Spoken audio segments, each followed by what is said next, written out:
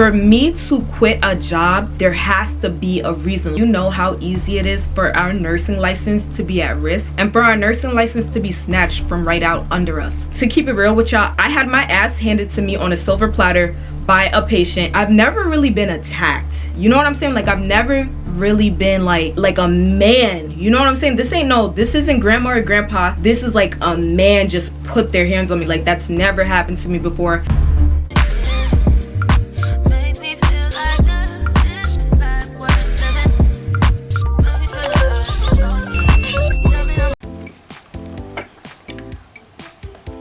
We have to talk, y'all. As you guys can see by the title, I quit my job. Hello, you guys. This is Current Tense Osa. If you guys follow me on my Instagram and watch my Instagram story, then you guys have already noticed your girl has started a new job, y'all. So congratulations to me. We started a new position as a registered nurse. We'll talk more about the new job in that vlog. But in this video, I just wanted to keep you guys up to date as to why I quit my previous position. First of all, if you're already a nurse, then you know how easy it is for our nursing license to be at risk and for our nursing license to be snatched from right out under us. And at my previous job, I can definitely say that I was spreading myself thin, taking care of 6 critically ill patients. As you guys know, I worked on a med-surg floor as a telemetry nurse, but I can attest to the fact that my patients were not always med-surg patients. And you guys also know that I was a telemetry nurse, but I was cross-trained on a step-down unit. So on the step-down side, I would have 3 to 4 patients max, and on the telemetry side, I would have 6 patients. On the step-down side, the patient acuity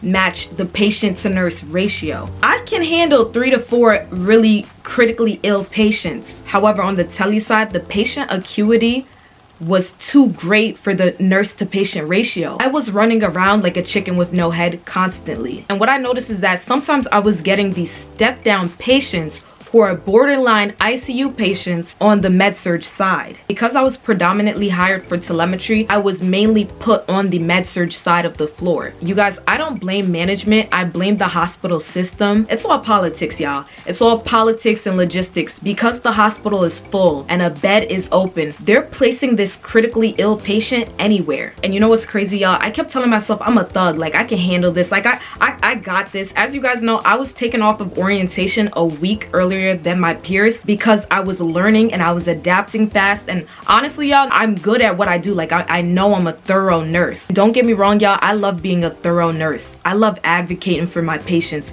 Y'all, I be feeling like I put my foot in the job. Like sometimes I feel like Superwoman, the way I'm always going above and beyond for my patients. But like I said, the acuity level did not match the nurse to patient ratio, and I'm gonna burn out. There's only so much running around that I can do until it catches up to me. And what's even crazier is the fact that this is the pace for night shift. I would never discredit nights, but usually on night shift, there is a downtime period where you can catch up with your work. I can say that there was rarely any moments where I had the time to catch up. Oh, what's crazy with my new job now, currently, I called my friend. I literally called my friend after my shift and I told her, I was like, I forgot what it felt like to not be running around your entire shift. I forgot what it felt like to not have anxiety before clocking into your job, because I became so conditioned to a stressful work environment that when I ended up getting a new job where things are slow, I'm like, whoa, the slow pace had me questioning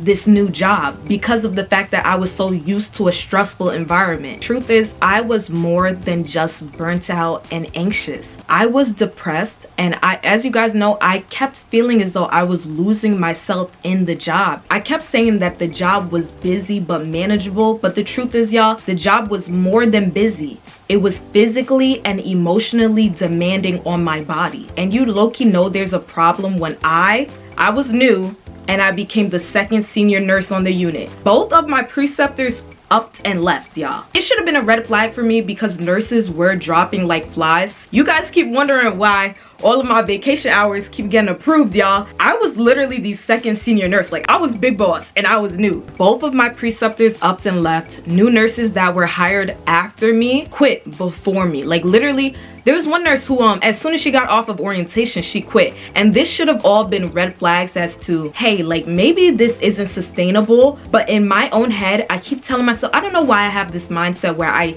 I think I can thug things out. I became the second senior nurse on my side of the unit, and new staff are coming up to me asking me questions. Although, of course, we have knowledge, of course we have skills, but it's still the blind leading the blind. Literally, you guys, it's been what, 1 year? I should not be considered a vet. I should not be considered a seasoned nurse. You guys are wondering how I'm able to take all these vacation hours and how my PTO request never gets denied, but it's because I was already one of their senior nurses. You know, I already had seniority at the workplace. And I don't know why I do this thing where I tell myself, I'm a thug, I could do it, I'm good at this, it's okay, it's whatever, I could thug this out. No, there's only so much you can do until you're completely burnt out. You cannot pour from an empty cup, right? I do not have to voluntarily endure stress and hardship. I'm a Gen Z nurse through and through, but the one thing where I always say this is where I act like a millennial is the fact that I don't quit jobs. Y'all, it takes a lot for me to quit a job. If I quit a job, y'all know my last job, I was there for like what, 4 years? 4 years and some change. I was almost there 5 years. I started as an aide, I upgraded to an LPN supervisor. This job got a year out of me.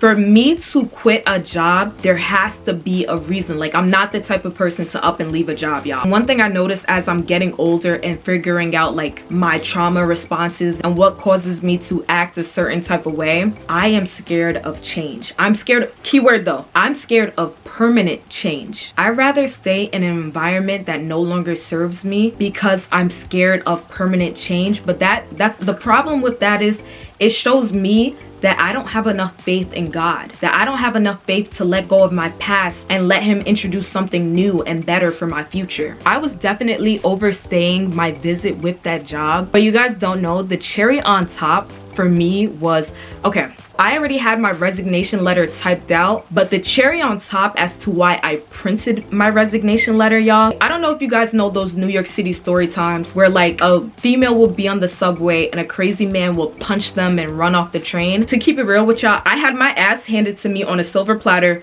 by a patient, and mind you, the man was on drugs, so his strength is the strength of Hulk right now. And you guys, literally that night traumatized me. And mind y'all, I've been hit by grandmas, I've been hit by grandpas, I've been hit by confused patients before, y'all. Like, I'm not someone who's like, oh my god, they hit me. Like, no, I'm not that type of person. Like, I'm used to getting hit, y'all. I've been in healthcare for 5 years. I'm used to getting hit. But I've never really been attacked. You know what I'm saying? Like, I've never really been like a man. You know what I'm saying? This isn't grandma or grandpa. This isn't confused Billy Bob. This is like a man just put their hands on me. Like, that's never happened to me before. And it wasn't even a hand that was used to injure me. The night of the situation, I was admitted to the emergency room. I had to get tests and x-rays done. And literally, you guys, that was the cherry on top. That really had me reevaluating what am I signing myself up for, because y'all, that's never happened to me before. Like, I've never,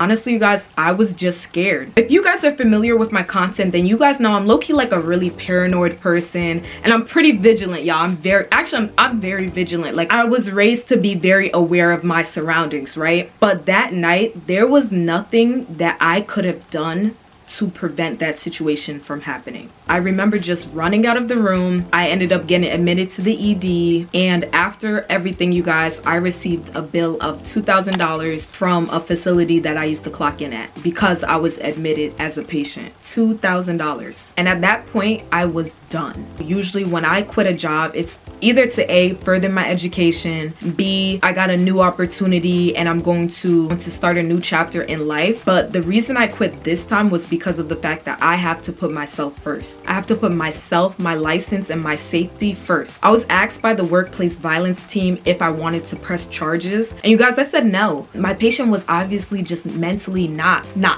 there. I didn't see myself pressing charges against a patient who their reason for attacking me was because they weren't in their right mental state. But the truth is, y'all, that type of patient should have never been on my floor to begin with. I feel like nurses are expected to protect their patients, rightfully so. We signed up for this. We're expected to protect our patients, but nobody is expected to protect us. Overall, y'all, I love the hospital setting. I love the staff. I love being a thug. Not literally a thug, y'all, but I love, like, y'all gotta see me when I'm pushing that cold cart, or just how how intense and serious I am when someone's life is in a vulnerable state. Like, you guys, y'all gotta see me in action. Like, I be putting my foot in the job, y'all. I have had patients where when my district was changed, say they're still on the unit and they hear that Osa's on the floor, they will call management in and ask them if I could be their nurse again. Like, I've had patients request for me to be their nurse, you know what I'm saying? I always say this, you guys, but when I'm in the hospital, I am a whole different person. And you know what? The job itself is the reason as to why I became more serious and more tense in the workplace environment. I remember one time my boss said to me, one time when I was laughing, she said to me she's never seen me giddy or laughing before. She said she's never seen me so giddy or that she's ever seen me laugh. Y'all know I'm literally the most giddiest person on planet Earth. I'm a very like